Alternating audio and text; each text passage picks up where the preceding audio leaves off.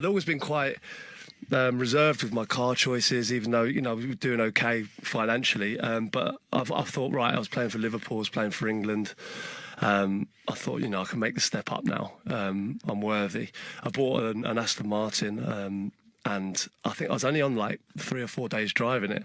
And I was a little bit embarrassed anyway. I didn't feel comfortable in it at all. So I was a little bit uncomfortable. Pulled up at some lights, and I pulled up alongside him, and he looked at me like I was something that was on the bottom of his shoe. And I was so embarrassed, and I think I had the shades on. I was listening to a bit of garage music blaring, thinking I was the man, and he firmly let me know that I wasn't the man. And as he sped off, I looked at myself in the mirror, and I sold the car that week, and I took about a 20 grand hit on it. What's more, the response to Keane making our list of the 100 greatest footballers of all time back in November surprised me in terms of just how many people have no idea how good he really was. I think Roy Keane may just be the most misunderstood and one of the most underrated footballers on the planet, so it seemed like a good idea to do a video about him.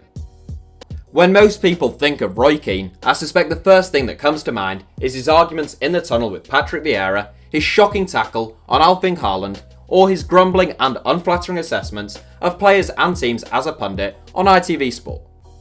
You may notice then that none of those things have anything to do with his ability as a footballer. That is the great tragedy when it comes to Roy Keane.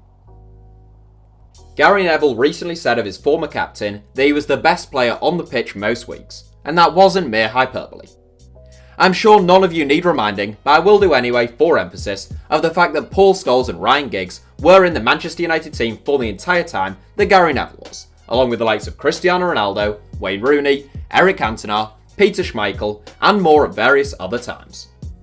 Current United boss Ole Gunnar Solskjaer called Keane the best player he'd ever played with, bar none. Not the best captain, the best leader, the best trainer, the best at kicking people, or the best at frightening opponents in the tunnel. The best player. Full stop. Back in 2006, Sir Alex Ferguson said Keane was the best player he'd had at Manchester United, describing him as the driving force in the team for 10 years. Their relationship has since become even more fractured than it was then, and in Ferguson's last book, he said he'd only ever worked with 4 world-class players: Ryan Giggs, Paul Scholes, Eric Cantona, and Cristiano Ronaldo. That statement is patently absurd off the bat, as is Keane's own claim that Brian Clough was the best manager he played under. But it's significant that when untainted by bitterness or resentment, Ferguson ranked Keane ahead of any other player to have played under him. As a box-to-box midfielder, Keane was a fantastic all-rounder. He had brilliant natural positioning and a tireless engine, but it's his technique that is most often overlooked. Wayne Rooney called Keane the best passer of a ball he has ever played alongside, drawing particular attention to the speed with which Keane would look to get the ball into forward areas. Keane wasn't a showman. He was far more concerned with results than stepovers, but this shouldn't be mistaken for a lack of technical ability.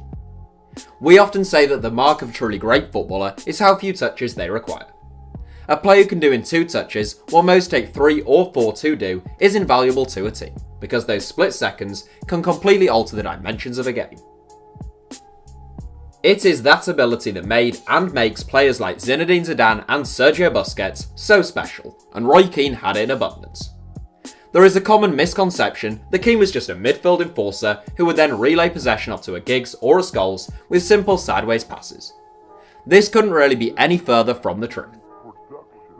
In the late 1990s in particular, when United played such a quick and incisive counter-attacking style, Keane was their most important player.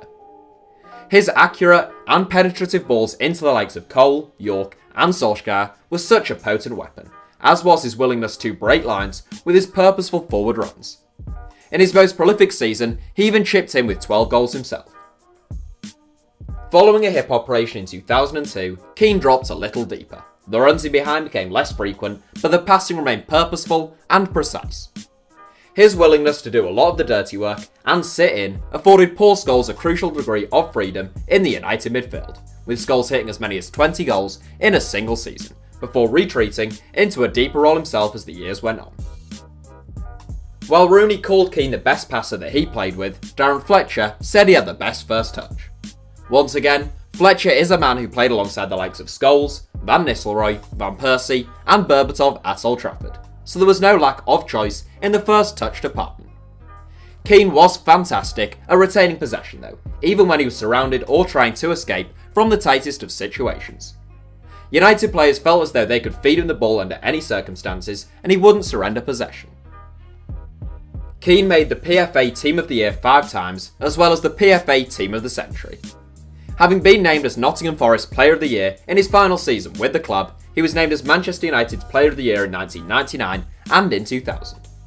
He was also named as the FWA and PFA Players Player of the Year in 2000. It should be obvious just from a glance at those accolades that Roy Keane was so much more than a hard man, yet this image has stuck with him since his retirement more than a decade ago. One can hardly blame those too young to have witnessed Keane in his pomp. The narrative has become so simplistic and caricatured that it is easy to buy into the myth, but those who watch Keane ought to have longer memories. Not long ago, we did a video on the 7 greatest individual performances of all time, which Keane topped ahead of the likes of Maradona, Pele and Messi.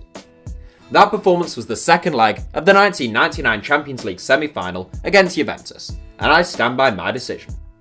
That day, Keane faced a midfield trio of Zidane, Davids and Deschamps, and barely gave them a sniff all night. Having scored the opening goal of the game, despite picking up a yellow card which would rule him out of the final, Keane spent the evening epitomising why he was arguably the best and certainly the most effective midfielder in the world at that time. Now, some of you in the comments might point out facts such as Keane picking up 11 red cards during his Manchester United career, the fact that his tackle on Erling Haaland was shameful, and that he is rather amusingly scathing in his punditry these days. And all of these things are true. Keane was a born leader and one of the finest captains in the sport's history. He did treat every training session like a cup final. If he felt anyone was off their game, he'd be the first to let them know. He did have famous battles with Patrick Vieira, and he certainly wasn't one to shirk a challenge. None of that is up for debate. The point though is that that wasn't all he was. Roy Keane should never be mentioned in the same breath as Vinnie Jones or Neil Ruddock, but rather alongside the likes of Graham Souness and Dave Mackay. Imagine Maradona only being known for the cocaine and that handball, Eric Cantona just being remembered for kung fu kicking a Crystal Palace fan, or Cristiano Ronaldo being thought of merely as that young winger who winked to the Portugal bench after Wayne Rooney was sent off. All of these things are true, but they are not the events which truly tell the tale of the player in question, and nor is the idea that Roy Keane was a limited but effective breeze. There are few players in the history of the game you'd rather have in your dressing room, and equally few you'd fear as much if the opposition had them in theirs. Keane is quite possibly the most influential player of the Premier League era, and without doubt one of the best. There have been a whole raft of ultimate, all-time, and greatest Premier League 11s in recent years, and an embarrassing lack of Roy Keane in almost all of them. Here is BBC Sports, chosen by Danny Murphy, Ian Wright, Gary Lineker, and Alan Shearer. Here is The Guardian's, with the slightly unusual inclusion of unfortunate Liverpool fullback Rob Jones. Here is the Sky Sports selection, as chosen by Matthew Letizia, Paul Merson, Phil Thompson, and Charlie Nicholas.